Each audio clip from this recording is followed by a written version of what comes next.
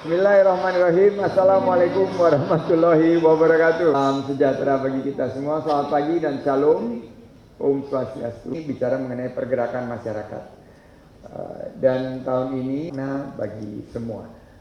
Bukan hanya umat yang merayakan, tapi karena kita juga percaya bahwa rahmatan lil alamin itu adalah memberikan rahmat kepada seluruh insan manusia. Kita berharap juga bahwa ini menjadi berkah bersama. Seperti kita lihat bagaimana takjil diminati oleh semua kalangan lintas agama. Dan banyak yang menyampaikan bahwa kalau agama perbedaan kita toleran, tapi kalau takjil kita duluan. Sehingga jam 3 semua udah pada ngantri kemarin.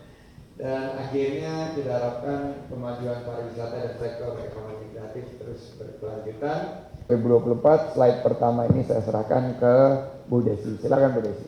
Izin kami akan menyampaikan beberapa hal berkaitan dengan berdasarkan perkiraan pergerakan tahun ini akan terjadi 193, harapkan terus akan berlanjut, dan top 3 tujuan daripada pergerakan wisatawan Nusantara orang. Jawa Timur 37,6 juta orang dan Jawa Barat 100% untuk ASN. Gue tanya dulu, udah terima semua THR belum? Belum dari Bapak kayaknya. Belum. Dari saya? Iya belum. Sangat didukung dan potensinya meningkat diakibatkan ada libur cuti bersama yang kita alami bersama.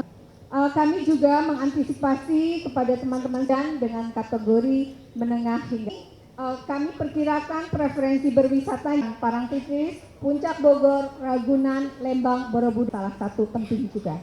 Kenyamanan serta keselamatan dalam mengunjungi destinasi-destinasi wisata, Kementerian Pariwisata dan Ekonomi Kreatif sudah menerbitkan surat edaran yang berisi tentang panduan bagaimana penyelenggaraan wisata itu bisa berlangsung dengan aman, dengan nyaman, dan tentunya menyenangkan. Surat edaran sudah didistribusikan ke seluruh pihak baik di pusat maupun daerah melalui pemerintah daerah, provinsi, kabupaten kota, juga kepada industri, pelaku usaha termasuk para komunitas yang sangat akan terlibat secara intens di destinasi-destinasi wisata. Lebih lanjut tentu koordinasi akan terus dilakukan dengan berbagai pihak dan juga untuk melakukan pemantauannya khususnya selama rentang waktu liburan. Kami memulai pemantauan itu secara persiapan sudah dilakukan sejak tanggal 26 Maret yang lalu dan akan diintensifkan secara lebih khusus pada rentang liburan nanti 5 sampai dengan 15 April 2024. Kami juga berkoordinasi dengan para pihak menyiapkan platform SISPARNAS, Sistem Informasi Pariwisata Nasional, di mana di sana juga terpotret data-data secara real time, terutama untuk beberapa destinasi yang indikasinya kuat dikunjungi oleh para pemudik ya, yang tentu saja akan berkunjung kepada destinasi-destinasi unggulan di daerahnya, terutama di Jawa Barat, Jawa Tengah termasuk dari Yogyakarta dan Jawa Timur. Sebagaimana tadi Ibu Deputi 1 juga menyampaikan, kami juga melakukan survei untuk beberapa hal yang mengantisipasi penyediaan dan informasi-informasi yang cepat dibutuhkan oleh masyarakat. Pergerakan kunjungan wisatawan juga tidak terlepas dari risiko. Dengan itu pula kalau merujuk kepada regulasi SDM, persiapannya terutama SDM Parekraf dalam libur lebaran, Bu Diah bisa disampaikan. Kegiatan BIMTEK yang terkait dengan pariwisata antara lain dengan green kreatif ini mengajarkan teman-teman pelaku usaha tidak saja memperhatikan lingkungan tapi juga adalah untuk bisa memberikan evidence kepada masyarakat wisatawan bahwa untuk digital marketing karena storytelling, terus juga subsektor ekonomi kreatif seperti musik dan film ini sekarang justru menjelang Idul Fitri ini lagi booming-boomingnya, lagi banyak film yang di launching karena libur lebaran itu identik juga sama nonton film katanya selama libur lebaran. Sekarang saya mau ngecek industrinya selama persiapannya, kira-kira seperti apa Bu Kiki? Baik, terima kasih Mas Udin. Di Indonesia perjalanan manusia dan orang di Indonesia. Jadi libur-libur lain, tapi Lebaran adalah yang paling banyak di pariwisata. Jadi kalau kita lihat di dalam Indonesia pariwisata ada akomodasi bahwa tahun ini karena transportasi darat memberikan informasi tentang programnya. Gimana Pak? Yang terhormat Bapak Ibu, untuk penyemangatan Lebaran kami punya tagar terpesona ini berkolaborasi dengan berbagai aneka kreasi makanan di kala maghrib, itu menggandeng bekerja sama dengan Kara, dan kami juga punya namanya aktivasi Lebaran. Ini singkatannya aneh-aneh Pak. Ada liputan destinasi liburan di kampung halaman. Jadi periodenya adalah Maret sampai April.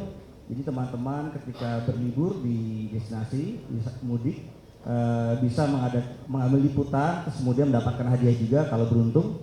Kemudian ada berkah, kemarin sudah di launching oleh Pak Menteri pada saat WBSU yang sebelumnya, ada belanja ekstra murah. Kami melibatkan 26 co-branding dan teman-teman bisa berbelanja di platform yang di Indonesia.travel, bisa buka di sana, ada microsite-nya. Pesona Indonesia punya quiz atau kami biasa singkat Pukis.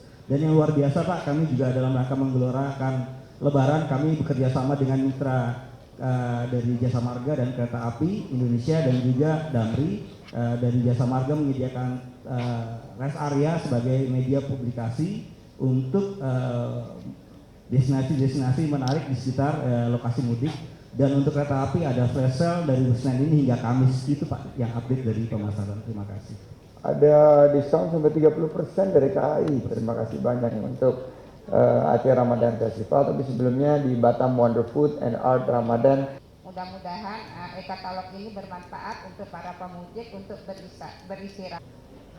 Tempat-tempat wisata, jadi harus dicarikan alternatifnya. Nah, salah satu alternatifnya kita menghimbau Mas Menteri untuk teman-teman ini yang nanti mudik untuk bisa juga nonton film-film Indonesia yang diputar di bioskop. Karena perkiraan itu mungkin bisa lebih dari selama seminggu libur Lebaran itu mungkin bisa ditonton lebih dari 2 juta orang kalau memang kalau ada kesempatan untuk menonton film tersebut. Itu yang terkait dengan film Mas. Menangani manajemen limbah dan sampah. Ini jangan sampai destinasi yang favorit terus jadi destinasi yang jorok seperti yang pernah diangkat oleh netizen dari negara tetangga kita. Nah, saya ingin menitipkan kepada Pemda dan pengelola destinasi akses lalu dilakukan. Tadi di tempatnya Budia juga ada bagaimana memberikan pelatihan kepada juru parkir, valet parking. Nah, itu perlu juga dipikirkan. Strategi pemasaran dari joint promotion dan diversifikasi daya tarik sehingga nggak semua balik lagi ke tempatnya itu saja, tapi mulai disebar ke destinasi lainnya. Crowd management dan juga tentunya CHSE yang selalu kita harus utamakan. Terakhir, saya ingin mengucapkan terima kasih kepada seluruh rekan-rekan media dan mitra. Tepuk tangan.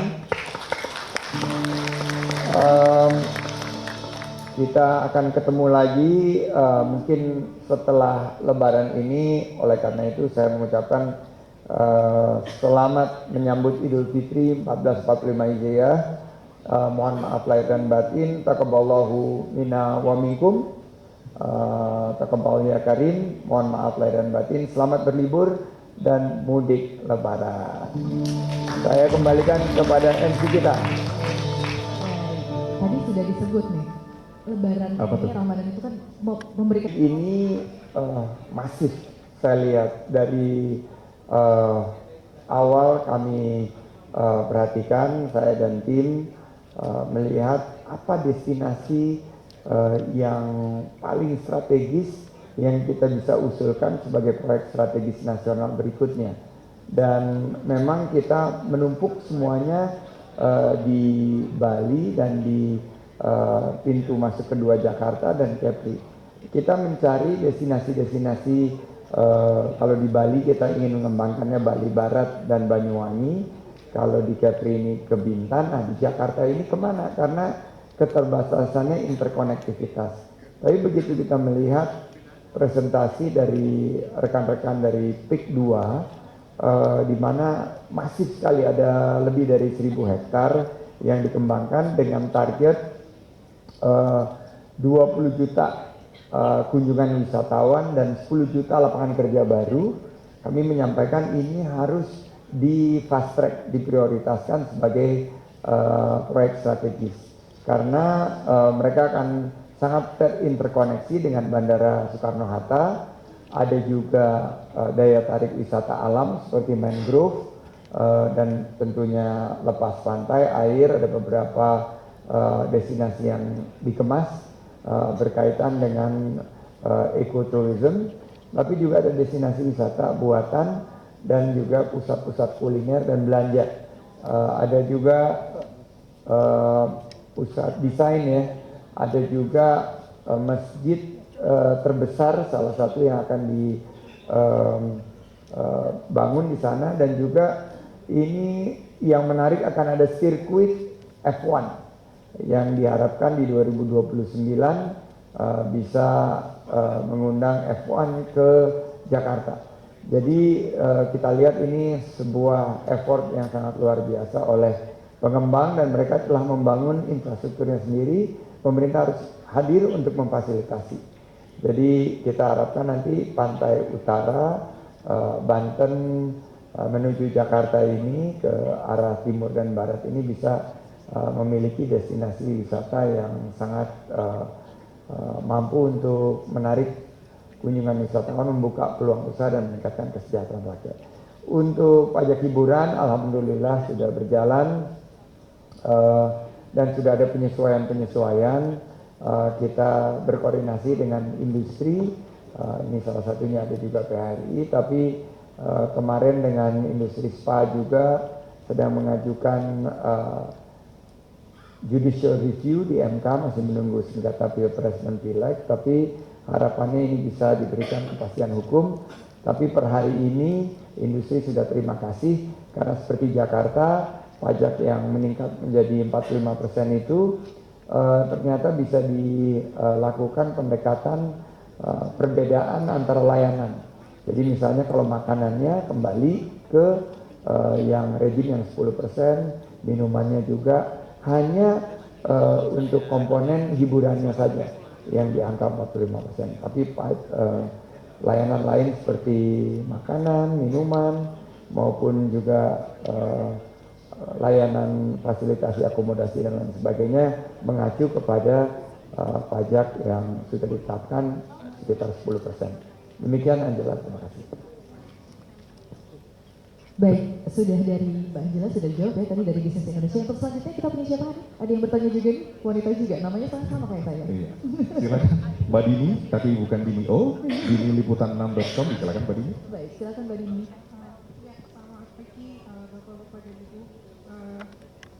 Harus ditindak secara tegas. Silakan Bu Kiki.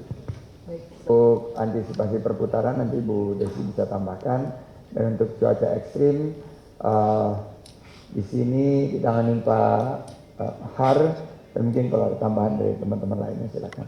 Silakan Bu Desi. Oh, Mas Rizky. Baik, untuk perputaran ekonomi ini sebagaimana tadi yang telah kami sampaikan di awal bahwa kita akan mengalami kenaikan yang cukup signifikan di dalam hal ini, terutama di bagian-bagian yang berkaitan dengan kuliner, kemudian akomodasi, namanya dan juga transportasi yang terus meningkat, dan pergerakan ini juga menambah tentunya jumlah biaya yang dapat dikeluarkan oleh masyarakat. Di dalam hal ini naik sekitar lebih dari 35%. Kemudian selanjutnya untuk berkaitan dengan kegiatan apa saja yang kemudian menjadi dominasi dalam kegiatan untuk meningkatkan dari pergerakan ini adalah terutama di dalam karakter kunjungan itu sendiri. Jadi masyarakat yang berasal dari provinsi atau kabupaten kota di sekitar destinasi, juga masyarakat intraprovinsi ini kan sama-sama saling melakukan kunjungan, yang mana kepadatannya akan sangat dimulai pada H+1 Lebaran. Dan khusus untuk okupansi diprediksi lebih di 80%, bahkan di destinasi favorit hingga mencapai 100%. Mungkin itu yang dapat kami sampaikan. Ada 1-2 destinasi wisata, jadi boleh nggak saya, walaupun nanti kajiannya harus lebih komprehensif, tapi saya ngelihat mungkin pergerakannya tuh 300 sampai 400 juta gitu kira-kira. Spendingnya di kuliner, aircraft dan lain sebagainya, wisata dan lain sebagainya, 1 juta nyampe nggak kira-kira? Lebih. Bisa lebih ya? Lebih. Tapi ya 1-2 juta lah gitu ya, kurang lebih ya 1-2 juta, berarti itu pergerakannya 300 sampai 600 triliun. Ya. Dengan harapan di tengah-tengah lah 400 sampai 450 triliun gitu, Riz. Dan Pak Har? Targetnya 276 triliun, Pak. Targetnya 276 triliun, itu target menurut saya sangat konservatif ya. Kalau saya kan optimis nih, pebisnis. Insya Allah ya, insya Allah naik 300% saja. Amin. Silakan Pak. Baik, terkait dengan koordinasi kami dengan BMKG yang juga sudah dilaporkan secara komprehensif di rapat koordinasi dengan Kemenko PMK minggu yang lalu, diprediksi pada saat-saat mudik lebaran itu yang masih tinggi, curah hujan sedang dan tinggi itu di wilayah Kalimantan, khususnya Kalimantan Tengah dan Kalimantan Barat.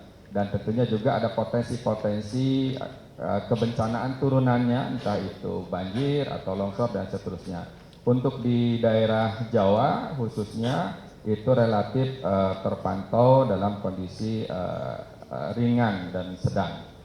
Nah, lebih jauh secara keseluruhan lagi-lagi di platform Sisparnas yang kita siapkan itu juga ada menu yang bisa dipantau data secara real time tentang cuaca karena memang kita koordinasi dengan BMKG. Begitu pula juga untuk data kebencanaan juga ada menu yang juga bisa dilihat karena memang kita juga berkoordinasi dengan BNPB dan juga kementerian lembaga yang lain. Jadi antisipasi seperti itu yang memang terus kita lakukan dan semoga saja tentu mudik atau liburan yang menjadi harapan kita bersama nyaman dan menjadi ceria itu juga bisa dikontribusikan effortnya melalui Sisparnas yang dimiliki oleh Kementerian Pariwisata dan Ekonomi Kreatif. Terima kasih.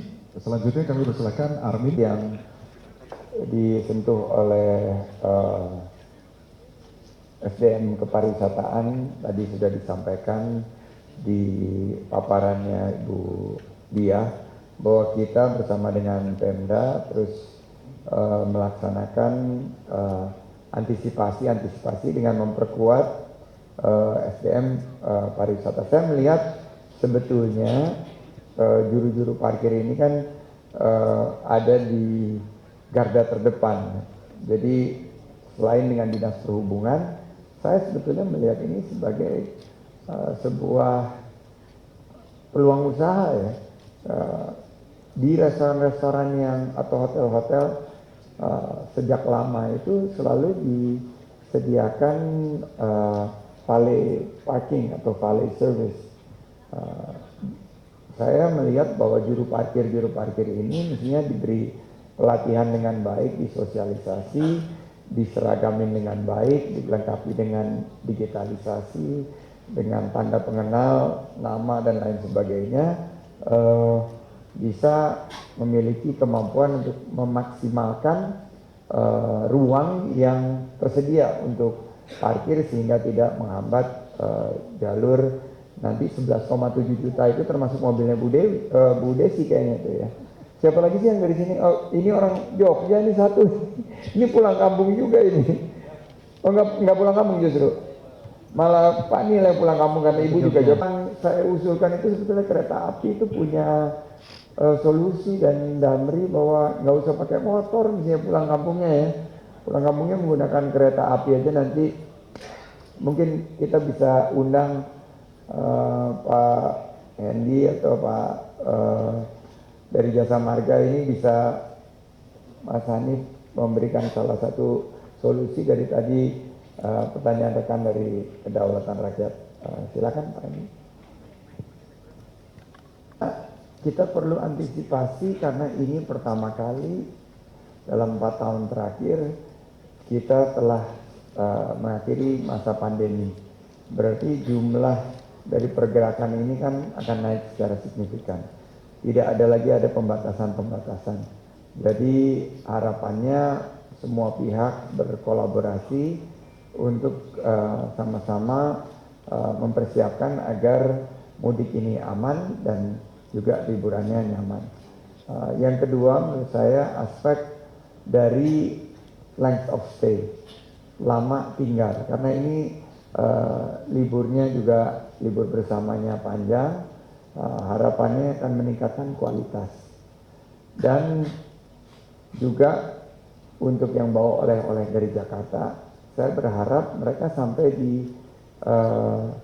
destinasi kampung halaman gitu, juga berbelanja di sana.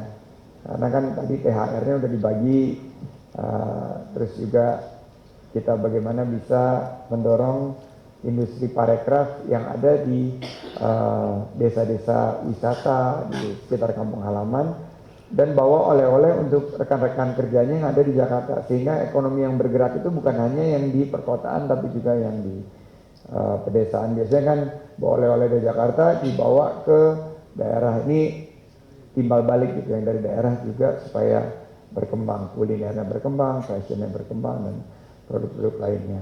Dan langkah-langkah persiapannya sudah insya Allah kita siapkan dengan maksimal, optimal, tapi pasti ada 1-2 yang perlu bantuan dari seluruh pihak, karena dengan pergerakan hampir 200 juta ini tentu isu-isu mengenai mulai dari lalu lintas sampai ke tadi parkir maupun juga kepadatan, kebersihan, penggunaan kendaraan listrik juga kita lihat nanti akan meningkat nih dibandingkan tahun lalu. Kesiapan bagaimana charging stationnya ini mulai harus lebih diutamakan. Untuk jasa marga, karena saya pernah ngelola jalan tol dulu Pak, rest area Pak, itu pasti luar biasa penuhnya. Tiba-tiba orang pengen menggunakan toilet bersamaan, dipersiapkan airnya cukup, dipersiapkan kebersihannya, dan juga karena pembeludaknya itu banyak kendaraan-kendaraan yang akhirnya parkir di bahu jalan, jadi itu harus diperhatikan keselamatannya. Ini kita lihat beberapa tahun lalu ada fenomena yang sangat memprihatinkan kayak Brexit gitu, itu jangan sampai terulang lagi. Dan semua yang saya sebut sebagai Black Swan event, yaitu yang nggak pernah terpikirkan ini bisa terjadi di saat-saat mudik lebaran ini, karena permutasinya itu sangat besar sekali. Ada lagi tambahan teman-teman? Cukup Bu Desi? Pesawat ke Batam, di sana saya mendapati bahwa dari sekitar 180 available seats itu terisi sekitar 60, berarti hanya sepertiga. Sementara netizen mengeluh tiketnya mahal. Dan saya membaca dari Kementerian Perhubungan, ternyata yang banyak dikeluhkan oleh netizen itu tiket mahal itu berkaitan dengan tiket bisnis. Sementara tiket yang ekonomi ini yang diatur oleh pemerintah. Kalau tiket bisnis ini semuanya menjadi kewenangan dari maskapai penerbangan.